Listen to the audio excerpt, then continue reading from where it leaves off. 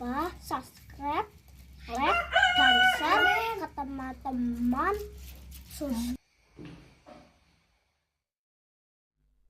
Begitu juga era Sayyidina Umar, era Sayyidina Utsman, Ali. Itu juga ngalami orang-orang yang ekstrim. Misalnya begini, saya contohkan korban-korban ekstrim yang real. Sayyidina Ali itu masyhur, dia punya musuh besar namanya Muawiyah. Karena permusuhan ini tidak bisa dihindari. Jadi kalau dalam fikih Islam, ini anak-anak saya ajari fikih. Kalau orang mukmin membunuh orang mukmin itu hukumnya dosa besar apa kecil? Besar. Itu di bab kisos. Tapi orang fikih itu unik. Di fikih itu ada kitab usial namanya. Di takrib ada kitab usial. Dan di situ ada penjelasan mangkutila dunamali fahuwa syahid. Orang yang dibunuh karena membela hartanya atau keluarganya, itu dia mati syahid. Kalau dia posisi membunuh, maka malingnya atau penjahatnya muhaddarun damu. Nggak punya hak nuntut kisos karena dia anggap nggak ada artinya darah. Nah sekarang begini, suatu saat ada garong ke rumah Anda, ingin membunuh Anda karena ingin mengambil harta Anda. Anda ingin ingat status mukminnya atau status garongnya. Terus kamu mau dibunuh diam aja. Saya tidak mau membunuh orang mukmin atau membunuh orang muslim. Nah, kesulitan yang dialami Sayyidina Ali seperti itu. Orang-orang Khawarij cara berpikir Ali ku geblek. Wong mukmin kok pengen mateni wong mukmin. Muawiyah ya geblek pisan. Wong mukmin kok pengen mateni orang. Padahal suasana sudah kacau. Ketika seorang penjahat mau membunuh yang punya rumah dan yang punya rumah ingin membunuh penjahat. Itu namanya mukmin bentrok sama orang mukmin. Apa orang benar sahibul hak ingin mempertahankan haknya? Tidak sampai saya tanya. Itu sahibul hak, yaitu yang punya rumah ingin mempertahankan haknya. Meskipun dalam duel ini kadang terjadi pembunuhan. Nah di sini ini ya, ulama ahli sunnah menyebut masalah istihadiyah. Kelompoknya Sayyidina Ali mempertahankan nyawanya meskipun dengan cara membunuh pasukan Muawiyah. Pasukan Muawiyah juga mempertahankan nyawanya meskipun harus membunuh pasukan Ali. Zaman itu susahnya istihad seperti itu. Tapi orang Khawarij cara berpikir enggak, ini biang keladi masalah itu Ali sama Muawiyah. Mereka malah rapat, ya sudah dua-duanya bunuh saja. Ya masyhur tuh, akhirnya Sayyidina Ali dibunuh oleh orang Khawarij. Makanya ini penting ya, pentingnya ngaji seperti ini. Jadi kamu harus dilatih berpikir nubuwah. Ya, dilatih berpikir apa? Nubuwah disebut al-ulama warasatul.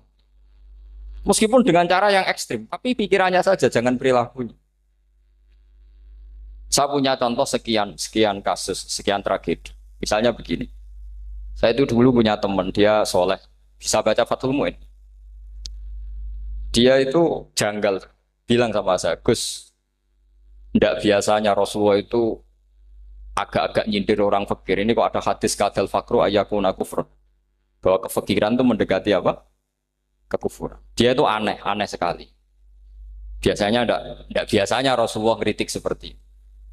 Walhasil ini singkat cerita, anak ini ngalami satu trauma. Dia itu miskin. Gara-gara miskin gitu jadi buruhnya orang non muslim. Dan sering disuruh nganter majikannya itu ke tempat-tempat lokalisasi. Dia mulai mikir, ini gara-gara fakir saya harus nganter orang ke lokalisasi. Mulai ingat dia, Sodaqah Rasulullah, ini gara-gara fakir saya jadi pengantar orang ke lokalisasi. Suatu saat majikannya itu benar-benar bangkrut. Malah tidak disuruh nganter. Pokoknya carikan yang cantik bawa sini. Pusing. Nah, dia akhirnya walhasil lari terus keluar.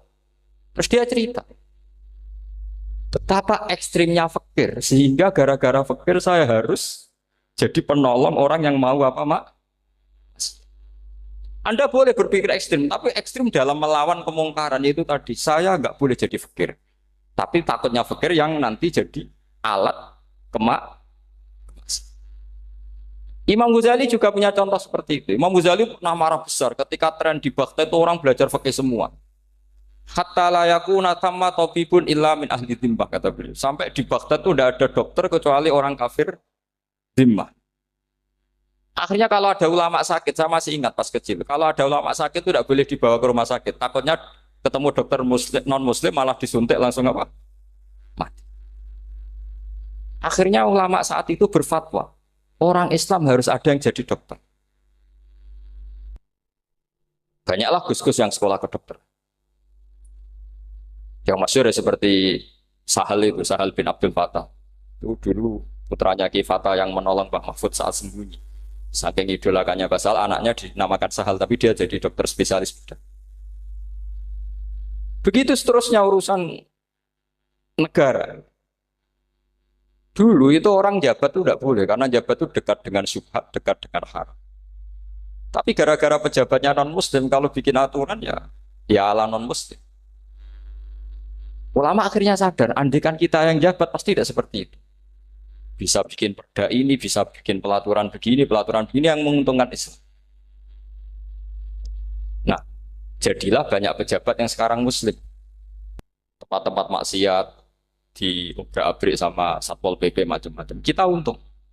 Tapi kalau orang-orang Khawarij pikirannya pokoknya pejabat itu dekat dengan haram, dekat dengan syubhat. Padahal dengan kita jabat bisa bikin perda atau apa yang menguntungkan Islam. Kemudian menjadi masalah baru secara fikih. Ini adik-adik dengerin biar kulino senam fikih.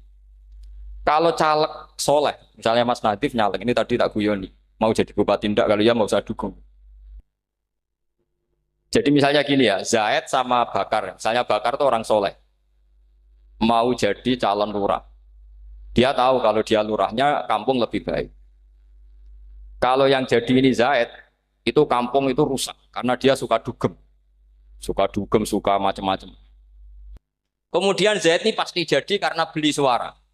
Misalnya per kepala itu dibeli 50.000. Bakar ini kalau nggak beli suara, kalah. Padahal dengan kalahnya Bakar artinya kemenangan, kemungkaran. Itu zaman era Fathul Mu'in, muridnya Ibnu Hajar Al-Hitami. Ibnu Hajar muridnya Abu Zakaria Al-Ansori itu fatwa. Yang soleh ini wajib beli suara, bukan boleh, wajib beli suara. Tapi ini namanya tidak nyuap, perlu dicatat. Ini namanya tidak nyuap. Jadi tidak bisa kamu kaitkan misalnya ar-rosi wal murtasi benar. Yang nyuap maupun yang menerima suap adalah sama-sama di neraka. Tidak bisa seperti itu. Karena logikanya dibalik. Sekarang Bakar ini beli suara itu untuk membeli kebenaran. Untuk mengawal kebenaran. Zaid beli suara untuk menopang kebatilan. Berarti namanya Bakar ini penyuap atau pembeli kebenaran? Pembeli kebenaran. Harus dibedakan. Nah, ini pentingnya ulama. Memang nyatanya seperti itu. Yang dikatakan nyuap, riswah itu adalah membayar uang li'ibtolil haqqi untuk membatalkan kebenaran atau membenarkan kebatilan. Itu namanya nyuap. Tapi kalau mengeluarkan uang untuk menghakkan barang hak dan membatalkan barang batil, itu namanya uang berjuang. Nah ini pentingnya mikir. Jadi ulama itu mulai dulu sudah kelihatan. Nah sekarang sudah banyak orang-orang khusyuk yang biasa di masjid khusyuk. Kalau ditanya zaman akhir rusak kabeh, wong soleh-soleh wis nyuap. Kalau orang soleh ini tidak nyuap ya tidak jadi. Kalau nggak jadi mereka nggak ada yang jadi DPR, nggak ada partai Islam, habis malah Indonesia. Saya itu punya kenalan banyak pakar-pakar di Jakarta, itu cerita saya Pak Bahar. Indonesia itu solusinya gampang. Kita ini punya Bali. Punya Batam. Itu kalau Bali dimakaukan, Batam dikayakan Hollywood. Amerika kaya itu bukan karena hebat. Pornografi dijual. Tinju di Nevada itu dijual. Di Las Vegas dijual. Apa saja dijual. Kok tidak kaya itu gimana? Sementara Indonesia mau aur-auran gitu sukan partai Islam. Sebenarnya Indonesia gampang. Kalau ingin kaya, Bali itu dikayakan Hollywood atau dikayakan Makau. Jadi kota judi. Batam dijadikan kayak Las Vegas. Itu transaksinya pasti triliunan. Orang gamane wong muda dijual, judi dijual, orang tinju dijual. Tapi gara-gara ada partai Islam, nyari rumus solusi ekonomi itu yang tidak seperti itu. Akhirnya kangelan. Akhirnya rapat isu. Tapi barokah tetap barokah partai apa? Yang menangnya caleg-calegnya rata-rata ya beli. Kalau tidak beli habis.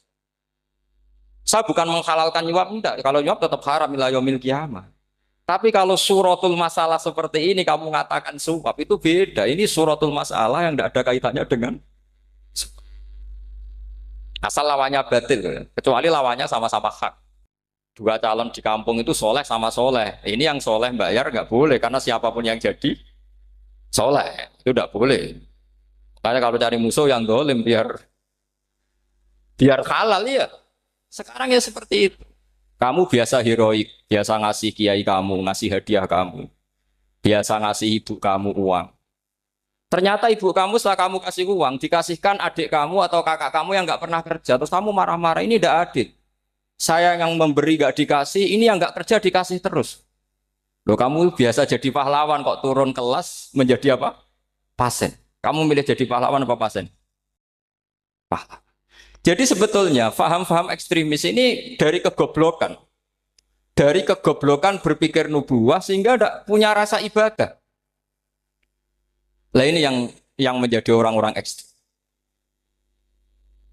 Jadi korban pertama ekstremitas itu bukan sahabat tapi Rasulullah Shallallahu Alaihi Wasallam, yaitu Nabi dibilangin oleh mereka, "I'dil ya Muhammad, kamu kalau bagi harus adil." Pikiran mereka kalau adil sama rata sama. Jadi kalau pakai pikiran itu, saya minum di sini itu haram. Mau udah ikut bikin kok minum. Enak tamu, toko-toko mangan, sing masak kangelan nuru. Itu jadi edan bareng. Itu sama seperti kasusnya Bahram Al-Majusi. Dia itu seorang raja kaya, punya anak cantik. Dipikir-pikir, anakku ayu dirabi nang liya rugi, sing gedhekno aku sing rumah aku dirabi wong liya. Maka dia berpikir mau dinikahi sendiri. Karena tadi melihat Mas Nadif kayak orang Kenya tadi, apa Nigeria. Nigeria. Malah gak layak itu maksudnya untuk orang. Ini Mas Nadif ini termasuk harus mendukung gerakan tidak ekstrim. Nyawanya masih itu karena barokahnya beliau agak-agak gitu. Tapi nggak sampai liberal ya agak-agak pokoknya itu. Karena ketika ada gerakan ekstrim di Mesir, itu termasuk dia DPO. Ternyata setelah ada intelijen, beliau pas buka itu nggak makan dulu tapi rokok dulu. Wah ini mesti orang sekuler, tidak ekstrim. Akhirnya nyawanya sampai sekarang itu barokahnya rokok pas iftar itu pas. Saya tanya ini masih hidup, iya mas ya. Ya pernah sepuh sama saya. Jadi pikiran-pikirannya Bahram itu seperti itu. Walhasil akhirnya Bahram itu menikahi anaknya sendiri. Masyhur itu dalam cerita. Jadi ceritanya itu ada seorang wali tidur di Masjid Haram sama Rasulullah, ditemuin gitu. Terus kata Rasulullah, salam saya untuk Bahram Al-Majusi. Ternyata dicari-cari nggak ada Bahram lain kecuali Bahram yang berdua, bahkan anaknya sendiri mau dinikahi. Ya cara berpikir karena seperti itu. Kalau kita berbuat banyak harus dapat. Itu bahaya. Bahaya sekali karena kalau dalam teori beragama itu al yadul ulya khairum minal yadis sufla. Kalau biasa ngasih ya ngasih saja, itu heroik. Itu bagus. Jangan biasa ngasih sekarang bermental apa? Makanya saya itu kalau ngajar di pondok yang dulu pernah saya belajar di situ atau yang pernah sepuh itu, dikasih itu bingung. Karena saya ya masih waras itu. Jadi kalau dikasih itu bingung. Tapi banyak juga guru-guru yang dulu ngaji lama setelah ngajar di pondok alma maternya nuntut. Itu saya tidak tahu itu. Itu sudah ada agak-agak kayak itu tadi. Walhasil si Barom tadi itu, ini cerita harus saya teruskan karena nggak boleh diputus. Dapat salam dari Rasulullah. Ternyata di balik nakalnya dia itu pas mau bulan pertama, malam pertama itu ada seorang janda sepuh ke situ. Ganggu dia tentu ya. Ketika dikejar pulang lagi sampai 3 kali. Dia tanya, kenapa bu kamu begitu? Katanya saya ini anak-anak saya kelaparan. Kalau saya pulang anak-anak saya nangis minta makan. Saya ingin minta Anda. Tapi setelah saya ingat Anda ini majusi, saya mukmin, saya mukminah, saya pulang. Ya sudah bu, kamu di rumah saja. Nanti saya kirimi makan. Dikirimi sendiri, padahal dia seorang raja, orang kaya. Barokahnya itu dia dikasih tobat sama Allah. Dan paginya ketemu tamu yang mengirimkan salam dari Rasulullah SAW. Akhirnya Bahram ini menjadi muslim. Tapi intinya berpikir seperti tadi itu salah, bahwa kalau saya jasa banyak harus mendapat apa? Ini cara berpikir orang-orang Khawarij. Iya, saya pernah ditanya seorang dosen. Gus, saya ini kalau baca sejarah perang Badar atau perang Uhud, yang saya tidak nerima itu satu. Kenapa setiap ghanimah, harta orang kafir dan istrinya orang kafir kok disita orang Islam, dan yang perempuan jadi amat, kemudian juga digauli orang Islam. Yang hartanya orang kafir juga jadi asetnya orang Islam. Kok kayak garong?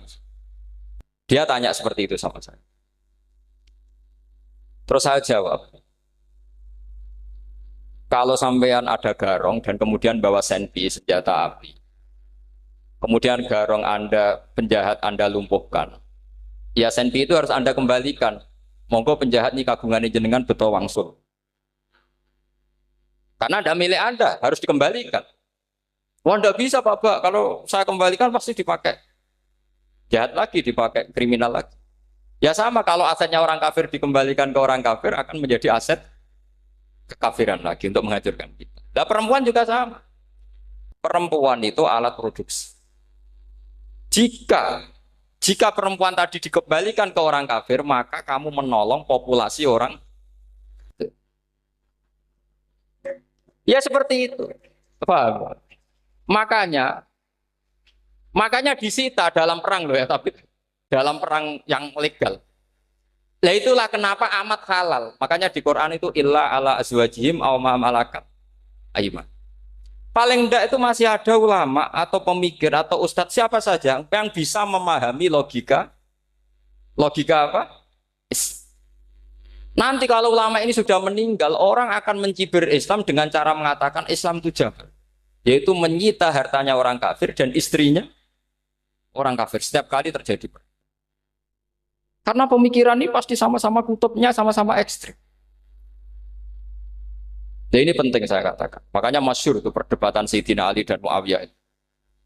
Ini saya kutip sedikit. Ini ya sama-sama berpikir ekstrim, tapi ekstrim yang baik. Walhasil dalam satu kerja bakti di Masjid Kuba, itu ada sahabat namanya Ammar.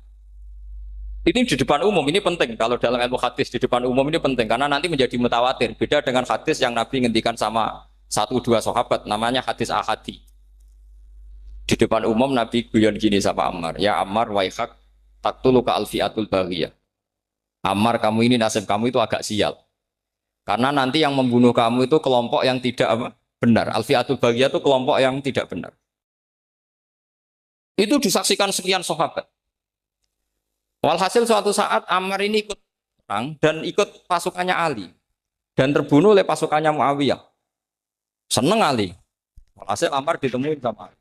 Ya Muawiyah, al-ana dhuhara bi anna fi'ati haqqun wa fi'ataka baghiyah. Sekarang kelihatan siapa yang benar. Saya yang benar, kamu yang salah. Kenapa? Karena Ammar kelompokku dan terbunuh oleh kelompok kamu. Padahal kata Rasulullah yang membunuh Ammar adalah kelompok yang salah. Muawiyah pintar sekali, dia jawabnya gini, laula kama kutila Ammar. Ammar terbunuh karena bela-belain kamu. Kalau kamu tidak nyuruh dia perang juga nggak terbunuh kan. Jadi kamu ikut andil terbunuhnya siapa? Ammar. Tapi apa kata Sayyidina Ali? Idzan qatala Rasulullah Hamzah. Kalau teori itu Anda pakai, Rasulullah pun membunuh Hamzah. Sekarang Hamzah perang karena suruhan siapa? Rasulullah. Yang membunuh Hamzah siapa? Wahsy. Kalau teori itu Anda pakai, berarti Rasulullah pun membunuh Hamzah. Terus fasa kata Muawiyah, terus Muawiyah diam. Jadi fikih pun tuh diputuskan lewat pikiran ekstrim. Tapi bukan ekstrim yang merugikan orang lain. Ya, kalau merugikan orang lain namanya sudah la dororo wa la dirar. Dia menyalahi aturan itu. Makanya saya pernah ngaji di sini dulu ketika tahun kemarin. Fikih-fikih Islam itu punya rumus, itu ya gara-gara pikiran ekstrim sebetulnya. Saya pernah nyontohkan adalah orang tuh kalau sholat jenazah itu mayitnya di depan. Itu ulama fikih tidak ada yang punya alasan. Mau hanya bilang gini, hakadha wajadna salafan wa khalafan. Mulai dulu kalau nyolati mayit ya jenazahnya di depan. Ya hanya gitu saja, tidak punya alasan. Makanya ulama lain mengatakan tidak apa-apa jenazah di belakang, yang sholat di depan. Kenapa? Fa innaha laysat bimanzilatil imam. Memangnya jenazah imam harus di depan. Itu ya tidak ada yang bisa bantah. Bagaimana mungkin harus di depan? Oh, enggak imam kok harus Yang harus di depan itu imam. Jenazah itu imam apa enggak? Enggak. Terus alasan kedua sholat gaib. Kalau ada orang mati di Surabaya, Mas Nadib di sini, sholat gaib boleh enggak? Boleh. Jenazahnya di depan apa belakang? Belakang. Di belakang kan? Berarti harus enggak jenazah di depan?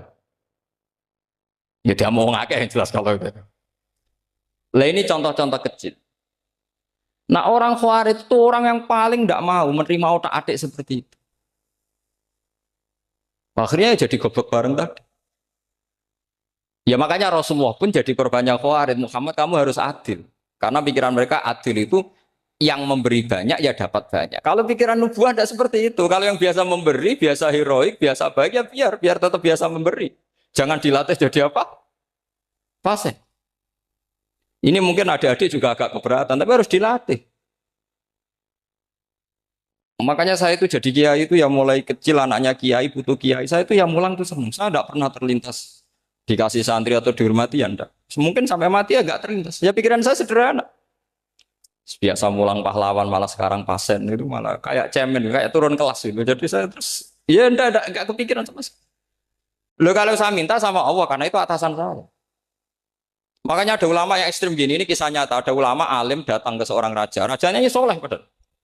Ternyata pas raja itu berdoa, ya Allah saya kasih ini, kasih ini. Padahal ulama tadi itu mau mengajukan proposal. Mau minta apa gitu. Terus dia pulang ketika ditanya, Pak Kiai kenapa pulang? Ternyata raja itu minta zat yang sama yang saya mintai. Kalau raja saja masih minta ngapain saya minta raja? Saya akan minta zat yang dimintai raja. Terus pulang dia. Wah, itu ya pikiran ekstrim, tapi bagus ekstrimnya. Saya akan minta zat yang dimintai. Kalau sampean kan uteke saya les, sholat dinteni, tetap jalo. Oh, orang mikir seperti itu. Memang salah didik, salah itu tadi. Nah, ini harus dilatih. Masyhur itu ketika Nabi pas Fathu Makkah itu, orang-orang Ansor ngomentari Nabi gini, ketika Nabi sangat happy di Mekah, sangat enjoy di Mekah, kata orang-orang Ansor, Amar rojul adroka durok fatun fi ahli wa ulfatun fi asyiroti. Namanya orang pasti happy kalau di kampung halaman. Jangan-jangan Rasulullah itu nanti hidup di Mekah lagi, karena Mekah sudah dikuasai orang Islam. Beliau pasti kangen sama keluarga, sama Mekah. Tapi ya sama, ketika Rasulullah mulai ngasih itu, orang-orang Quraisy dikasih banyak, orang Ansor juga pikirannya seperti itu. Baru orang Ansor dilatih pikiran nubuwah, yaitu tadi. Mereka itu dapat kambing, dapat sapi, terus pulang. Kamu mendapat saya, milih mana? Milih Rasulullah Shallallahu Alaihi Wasallam. Sekarang kamu saya balik. Kamu punya kiai, kamu bisa memberi hadiah, memberi beliau. Suatu saat kiai Anda ini kaya raya, terus sering ngasih orang-orang yang nggak pernah berjasa. Kamu nggak pernah dikasih. Itu kalau pakai pikiran Khawarij, kiai ini salah karena ngasih orang yang tidak berjasa. Tapi kalau kamu pakai pikiran nubuah, enggak. Alhamdulillah saya tetap istiqomah memberi kiai itu. Dan alhamdulillah enggak dibales. Semoga balasannya di akhir. Ya sudah seperti itu. Kalau pakai pikiran gengsi tadi seperti itu. Masa biasa memberi sekarang posisi diberi, saya turun kelas. Jadi sebetulnya pikiran ekstrim itu boleh, tapi untuk yang seperti ini bukan ekstrim yang tadi. Makanya ini disebut al-hujat. Al-hujat itu satu logika yang bisa mematahkan asumsi awal. Ini saya harap santri-santri matolek putra maupun putri berpikir seperti ini. Sehingga sama. Jadi misalnya sekarang dibalik. Kalau ada orang NTT yang masih non-muslim, itu orang kafir yang harus dibunuh atau orang kafir yang harus didakwai. Mesti pikirannya itu, kalau Nabi itu ya semua yang didakwai Nabi dulu orang kafir. Nah, ketika Nabi di Mekah itu pertama ketemu orang kafir itu dibunuh atau didakwai? Didakwai. Ya berarti pilihan sekarang ya didakwai bukan dibunuh. Nah soal perang itu perang itu beda dengan membunuh. Ada janjinya, ada macam-macamnya, terus nggak ada solusi itu baru ada apa? Jadi kalau sudah dibalik-balik gitu, makanya kata ulama-ulama, Khawarij itu pasti salah. Pasti salahnya adalah kalau orang tidak benar ya dibenarkan bukan dibunuh. Kalau setiap orang kafir dibunuh, Nabi kapan jadi nabinya? Karena orang kafir habis. Jadi metode bil hikmati ada, metode hasanah ada, karena orang kafirnya sudah apa? Mati. Pertanyaan kedua, kalau Nabi harus ekstrim ngapain yang ngawal Jibril? Halnya Israel lebih efektif. Jadi kalau sama-sama ingin ekstrim, Nabi itu nggak usah dikawal Jibril, kan enggak efektif kan? Harusnya yang ngawal itu siapa? Israel. Kan nggak repot. Nah, jadi saya mohon ini saya cerita. Jadi korban pikiran ekstrim itu bukan siapa-siapa. Pertama itu Rasulullah. Akhirnya Rasulullah menjelaskan, ya beginilah cara berpikir. Jadi saya kira demikian. Nanti mungkin kalau ada tanya-tanya, ada pertanyaan. Yang jelas kalau seputar ekstremitas itu bisa latihan. Ya sebenarnya bisa latihan di fikih. Karena fikih ini cerminan dari pikiran ulama. Ya, cerminan dari pikiran apa ulama yang tidak tekstual. Ya, seperti gini ya. Tasaddaqa Rasulullah so'an min tamrin au so'an min aqidin. Ketika zakat fitrah itu Rasulullah mengeluarkan satu sok tamr. Tamr itu kurma. Kalau menurut tekstual berarti zakat fitrah harus pakai kurma. Tapi semua ulama sedunia mengatakan putih ahlil balad. Hanya dalam konteks Indonesia ya pakai apa? Beras. Berarti kata tamr diganti kut. Diganti apa? Kut. Jadi orang itu jangan diajak goblok bareng. Masa Nabi ngendikan tamr harus apa? Makanya saya pernah debat. Pak Nabi itu cingkrang. Kenapa orang-orang itu rata-rata tidak cingkrang? Saya bilang, Nabi itu hidupnya di Mekah. Kenapa Anda hidup di Indonesia? Iya, Nabi itu hidupnya di Mekah. Terus saya tanya lagi, Nabi itu hafal Quran, kamu udah hafal? Saya hafal Quran. Kalau cingkrang gampang, karek ngetok. Iya, kalau ada sunnah Rasul, Nabi hafal Quran, enggak? Hafal kan? Berarti kalau ikut sunnah Rasul, hafal Quran.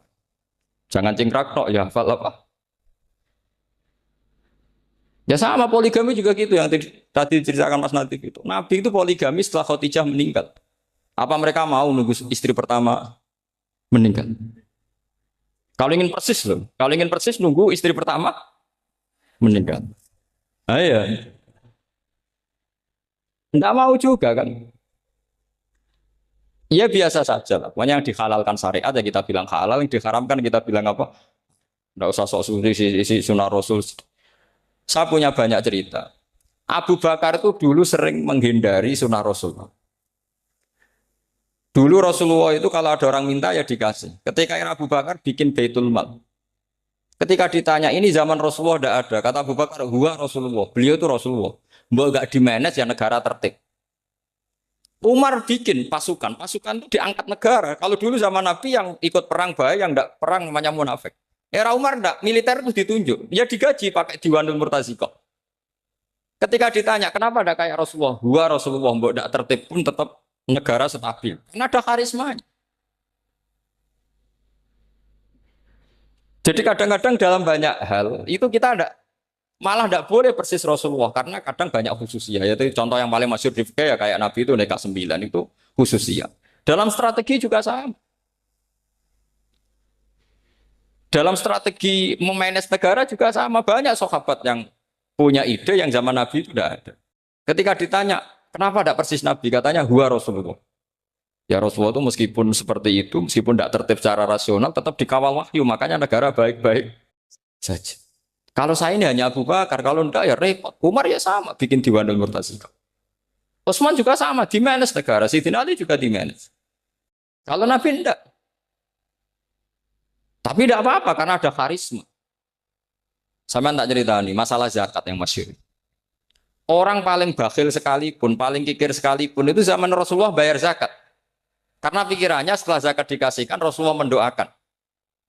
Khudh min amwalihim shadaqatan tutahhiruhum wa tuzakkihim biha wa sholli alaihim. Inna sholataka sakanun lahum. Era Abu Bakar enggak. Sorry ya Abu Bakrin, dulu kita zakat sama Rasulullah karena didoakan beliau. Kamu hanya Abu Bakar, saya tidak mau zakat.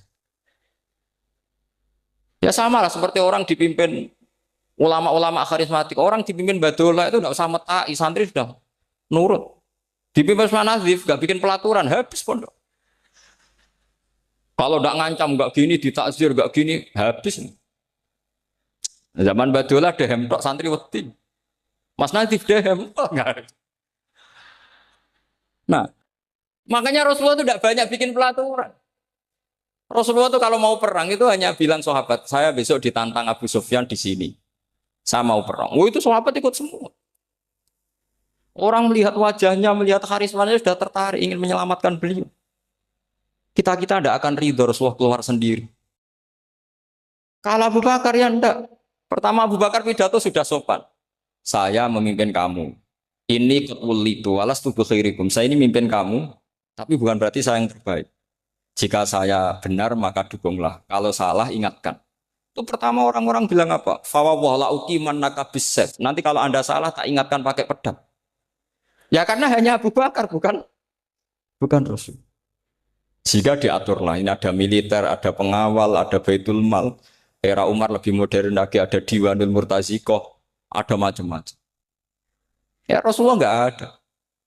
Nah sekarang orang sidik-sidik muni sunnah Rasul. Padahal ada sunnah Rasul yang khasnya Rasulullah sebagai nubuah. Ya khasnya Rasulullah sebagai apa? Coba Nabi itu istrinya 9. Semuanya cerita tentang tahajudnya Nabi, witirnya Nabi. Apa kira-kira Mas Nadif kalau punya istri 4 ceritanya tentang tahajudnya Mas Nadif? Kan enggak. Nah, jadi saya mohon, nah, sebetulnya pikiran-pikiran ekstrim itu karena enggak mau belajar. Enggak mau belajar. Kalau mau belajar itu kata Imam Ghazali itu dalam kitab Imla, Al-Imla fi Iskalatil Ikhya itu. Fal ma'ani awsa'u minal ibarat. Yang namanya ma'ani itu awsa'u apa? Minal ibarat. Jadi yang fal ma'ani awsa'u minal ibarat. Jadi yang namanya makna itu lebih luas minal apa? Ibarat. Nah, ini contoh yang paling nyata ya Sayyidina Ali. Ketika Sayyidina Ali perang sama Muawiyah, itu Sayyidina Ali bilang, sebaiknya Muawiyah kirim delegasi, mediator. Saya juga kirim mediator. Terus orang-orang Khawarij karena tadi tekstual. Mahada ya Ali. Ini apa ya Ali? Lam yujad fi kitabillah. Aturan mediator itu tidak ada di Quran. Bahwa kalau kita perang harus ada mediator itu tidak ada. Terus Sayyidina Ali baca ayat wa in khiftum shiqaqa bainihima fab'atsu hakaman min ahli wa hakaman min ahliya. Jika lelaki dan perempuan, suami istri terjadi shiqaq, terjadi konflik, maka suami kirim satu mediator, yang pihak perempuan juga kirim mediator. Terus Sayyidina Ali ngendikan wa amru Muhammad a'dhamu min amri rajulin wa imra'atin. Urusan umat Muhammad lebih serius ketimbang urusan hanya sekedar suami dan istri. Maka kita butuh hakam, butuh mediator. Baru 4.000 orang Khawarij tobat ngikuti pikirannya Sayyidina Ali yang tidak tekstual. Sama seperti zaman Rasulullah. Ketika Rasulullah mau perang Badar, saya ini mau perang Badar kata Rasulullah. Musuh saya itu 1.000 lebih. Kalian hanya 313. Apa kita teruskan? Itu sahabat langsung bilang gini, saya itu hafal teksnya. Idzan lanaqulu laka kama qalat banu Israil fathab anta wa rabbuka faqatila inna hahuna qa'idun walakin idhab anta faqatila inna ma'akum muqatilun. Ini kelihatan sekali bahwa para sahabat sudah ada tekstual. Orang-orang Bani Israel ketika melihat Musa katanya sakti dan orang dekat Allah, itu cara berpikir orang Bani Israel gini. Walhasil ada perintah supaya Musa itu merangi kaum Jabarin. Orang Jabar ini gagah-gagah, pikirannya orang Bani Israel. Musa kami itu sakti dekat Allah, ya sudahlah sama Allah saja sana, tak tunggu di rumah kabarnya. Itu kan sama dengan santri semedit, roh kiai ini suga, kiai aku suga, serasa tak pikirkan seperti itu. Ya sama seperti itu. Nabi ku kekasih Allah, mesti perang menang, serasa tak ewangi mesti menang. Fadhab anta wa rabbuka faqatila inna hahuna. Oh itu, ya sudah kamu berangkat saja sama Tuhan, tak tunggu di rumah. Tapi apa kata para sahabat Ansor ketika Nabi minta supaya mereka dukung di perang Badar? Langsung bilang, idzan lanaqulu laka kama qalat banu Israil. Kita tidak akan bermental kayak Bani Israil. Ini tekstual pada enggak. Mereka punya mafhum, punya pikiran. Cara Mas Nadif punya kreatif. Bahwa ini mental yang bejat, kita tidak akan meniru seperti itu sahabat. Jadi dulu sahabat itu makna di Quran juga ada tekstual. Jadi bisa memahami. Nah sekarang orang memaksa semuanya harus tekstual. Ya meskipun tadi jangan terlalu liar terus menjadi liberal. Tapi saya tidak tahu kalau contohnya Mas Nadiem tadi pakai kondom, sisi kondom tidak tahu itu pikirannya Jil apa Mas Nadiem tidak tahu saya itu tidak tahu. Kok sampai sembeling itu saya tidak tahu itu.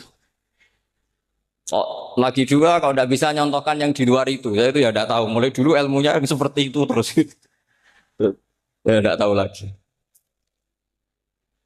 Jadi mulai dulu zaman Nabi pun itu sudah ada pikiran-pikiran seperti itu. Jadi tekstual atau harfiah itu ya enggak. Nyatanya sahabat langsung bilang idzan lanaku rulaka kama qolat banu apa? Esra. Jadi ini saya kira demikian nanti kalau apa ada yang tanya monggo.